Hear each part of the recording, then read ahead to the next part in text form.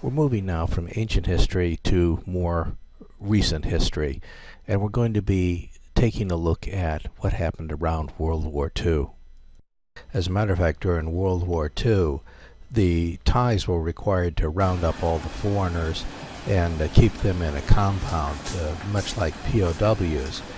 However, Western intelligence actually used that compound as their headquarters, and the Thais knew it, although the Japanese hadn't discovered it. That brings us to Jim Thompson, who was a architect by trade, but he was in the OSS during World War II. The OSS was, of course, the predecessor for the CIA. He did clandestine operations in North Africa, Europe, and the Far East, where he was detailed to a unit preparing for the invasion of Thailand. Finally, the mission was preempted by the Japanese surrender, but he was serving as the OSS station chief in Bangkok. After the end of the war, he founded the Thai Silk Company, and 2 years after that, the company was commissioned to make the costumes for the Broadway run of The King and I. Thompson had an excellent eye for color.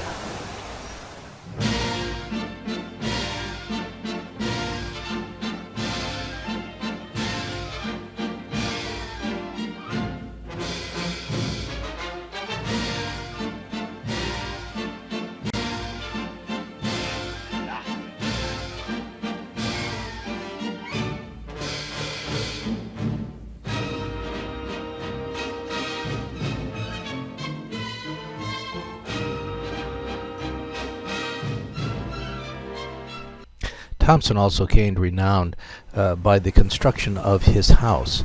He was combining 6 teak buildings which represented the best traditions of Thai architecture. Now, most of these houses were at least a couple of centuries old, and they were easily dismantled and brought to the present site, some from as far away as the old capital of Ayutthaya. In his quest for authenticity, Jim Thompson adhered to the customs of the early builders in most respects. The houses were elevated a full story above the ground, a practical Thai precaution to avoid flooding during the rainy season, and the roof tiles were fired. Jim Thompson then started buying up various types of Thai art at a time when nobody else was doing that. Incidentally, the chandeliers are from Belgium, but for the most part they came from 18th and 19th century Bangkok palaces.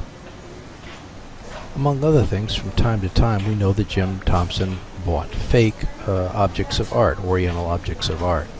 Now, we're not sure whether he knew they were fake or whether he had been duped. It's entirely possible that he just bought what he liked, whether it was original or not. In some ways, Jim Thompson was kind of like a character out of some Somerset Maugham novel. Thompson played the role of the Western expatriate to the hilt, but he really didn't ever learn how to speak Thai.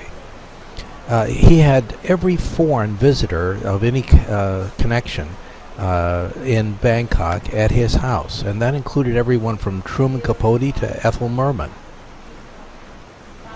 Incidentally, those niches where the statues are, that's where the original doors were for this particular Thai house. And it was in this dining room that every important foreign visitor in Thailand eventually came to break bread with Jim Thompson. But if Jim Thompson's life was the stuff of legend, his disappearance, and we presume death, really adds to the mystique. On Easter Sunday in 1967, Thompson was staying with some friends at a cottage in Malaysia. He walked out for a stroll, and he never came back. Oh, by the way, this little house outside of Jim Thompson's house is the Spirit House. Every traditional Thai house has one of these. When my guide and I got a chance to stop and eat lunch, we started talking.